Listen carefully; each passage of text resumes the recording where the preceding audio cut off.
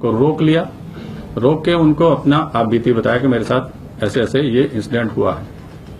चूंकि विक्टिम थी, lady victim थी और उसने बताया कि मेरे साथ ये इंसिडेंट हुआ है, तो उन्होंने जो हमारे पुलिस ऑफिसर्स ने इमीडिएटली पुलिस स्टेशन में फोन किया और जो हमारा इमरजेंसी रेस्पॉन्स व्हीकल होता है अलॉन्ग विद लेडी स्टाफ मौके पे बुलाया। इनको विक्टिम को हमने हमारी जो जिप्सी में बैठाया और उनसे कहा कि अगर आप जगह को आइडेंटिफाई कर सकते हैं तो प्लीज कर दीजिए। उन्होंने जब मौका दिखाया तो उन्हें बताया कि यहाँ पे मेरे साथ इंसिडेंट हुआ। वहां पे उस वक्त हमें कोई गाड़ी नहीं मिला। चूंकि इनके साथ सेक्सुअल असॉल्ट हुआ तो हमने इनको इमीडिएटली मेडिकल एग्जामिनेशन के लिए हॉस्पिटल में भेज दिया। वहां पे सुबह 5 साढ़े 5 बजे तक इनका जो मेडिकल एग्जामिनेशन निपटा। उसके बाद हमने विक्टिम से दोबारा रिक्वेस्ट किया कि अगर आप एक बार दोबारा हमारे साथ चल के आइडेंटिफाई कर सकें तो दोबारा एक बार इनको वही मौके बुलाया। इन द मीन टाइम जैसे ही हमने इनको मेडिकल एग्जामिनेशन के लिए भेजा, चूंकि ऐसा अनफॉर्चुनेट इंसिडेंट था, तो हमारा जो पुलिस स्टेशन का पूरा स्टाफ बुला के और उस पूरे एरिया का हमने कॉम्बिंग कराना शुरू किया कि हमें ये लगा कि शायद इसी जगह लेके आया तो यहीं पे आसपास कहीं होगा। तब तक हमारी जो टीम थी उसको सारा हमने इलाके को अलग अलग जोन्स में बांट के और उसका कॉम्बिंग करना शुरू किया।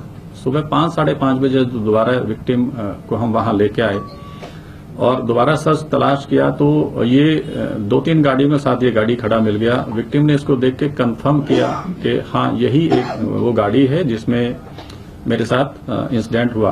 क्योंकि वो हमें नंबर नोट नहीं करा पाए थे, अदरवाइज हम कर लेते। तो जब उन्होंने देखा गाड़ी को, उन्होंने कंफर्म किया कि हाँ यही गाड़ी है जिसमें इनके साथ ये वारदात हुआ। उस गाड़ी का रजिस्ट्रेशन नंबर लेके फिर हम उसके ओनर तक पहुंचे जिसका कोटला मुबारकपुर का एड्रेस आ रहा था। मालिक को जब हमने उठाया तो उसने बताया कि ये गाड़ी उनके ड्राइवर के पास थी और वही ड्राइवर उसको चला रहा था। हमने कहा कि भाई ठीक है, आप अपने ड्राइवर को बुलाइए। ड्राइवर को जब उन्होंने फोन किया तो ड्राइवर का फोन स्विच ऑफ आता है।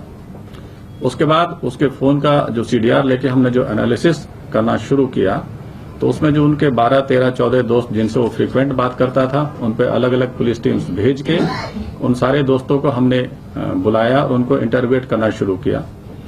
इंटरोगेशन में जब ये प्रोसेस में हमें कोई 1:30 बजे के आसपास हम एक पर्टिकुलर जगह को हम जीरो डाउन कर पाए कि वो ये यहाँ पे हो सकता है।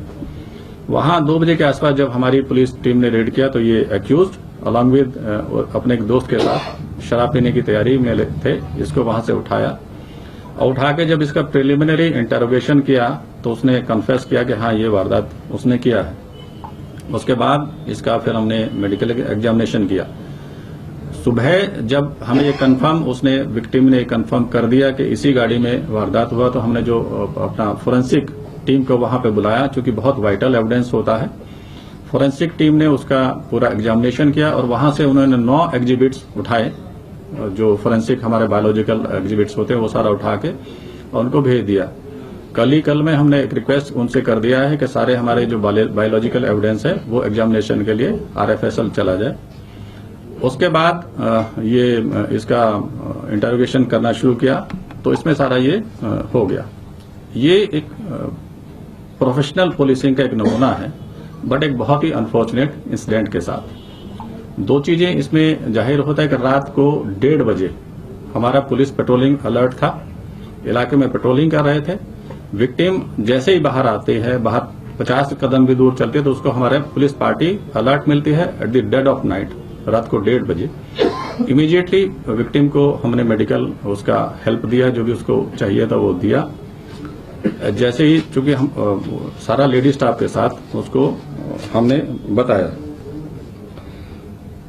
एक और है कि इसमें जो विक्टिम का जो काउंसलिंग है, हम प्रोफेशनल काउंसलर हैं डॉक्टर रजत, उनसे हम करा रहे हैं, डॉक्टर रजत मित्रा हैं, उनसे हम करा रहे हैं। दूसरा जो इनका हम रिक्वेस्ट करेंगे कि हम कोशिश करेंगे जितना जल्दी हो सके इसका चार्जशीट हम फाइल करें और एक रिक्वेस्ट भेजेंगे कि फास्ट ट्रैक कोर्ट में इसका ट्रायल शुरू हो जाए।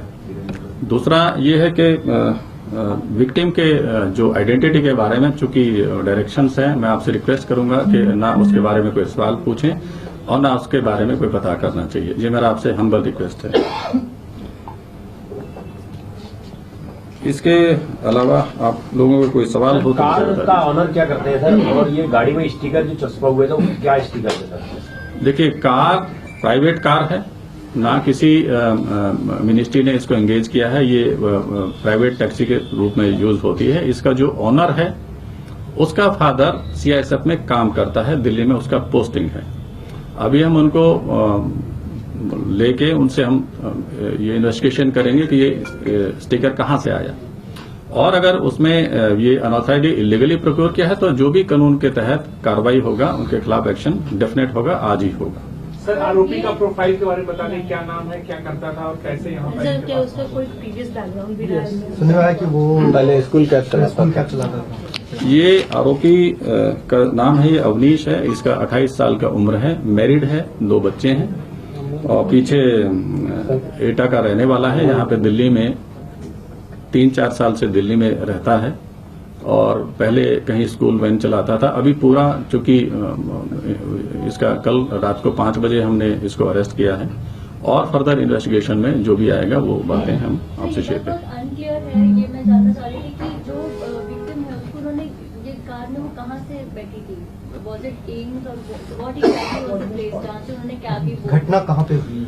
देखिए, घटना कहीं भी हो, एक अनफॉर्चुनेट इंसिडेंट हुआ, उसमें हमने प्रोफेशनली उसको कर लिया, एक्यूज को आइडेंटिफाई करके अरेस्ट कर लिया। That is of I think prime importance. From the last year या जब से ये 16 दिसंबर भी हुआ था उसके बाद से if you can just tell us a few steps that you have taken all this while to secure women in Delhi. देखिए, सबसे पहले तो आप ये आप लोग मानेंगे कि रात को 1:30 बजे हमारी पुलिस पेट्रोलिंग अलर्ट थी। ये उस बात का नमूना है that yes we are very much alert and active. दूसरा, जितना भी होता है हम कोशिश करते हैं कि ऐसा इंसिडेंट दोबारा न हो। जितना भी आप देखिए तो शाम के समय, खासकर जहां पे हमारे लड़कियां ज्यादा होती है, जॉब करके आती हैं, यहाँ स्कूल के बच्चे होते हैं, कॉलेज गर्ल्स आते हैं, तो उन जितने भी बस स्टैंड्स होते हैं ऐसे जगह पे हमारा पुलिस पेट्रोलिंग या पुलिस प्रेजेंस में इंश्योर करता हूँ। Not only here, in the entire Delhi, सब जगह ये होता है ये। और ऐसा कोई भी अगर कोई इंसिडेंट ऐसा रिपोर्ट होता है तो इमीडिएटली और प्रॉम्प्ट एक्शन होता है।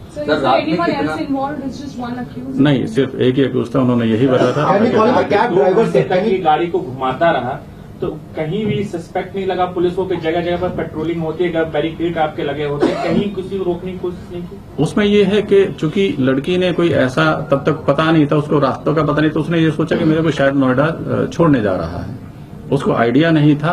अदरवाइज अगर उसको शक होता तो वो जरूर वो शोर मचाती है, अलार्म करती है, ऐसा उसने कुछ किया नहीं। और रात में नॉर्मली अगर वो एक ऐसा मान के चलते भाई कपल है तो नॉर्मली वो उसको डिस्टर्ब नहीं करते। कितने बजे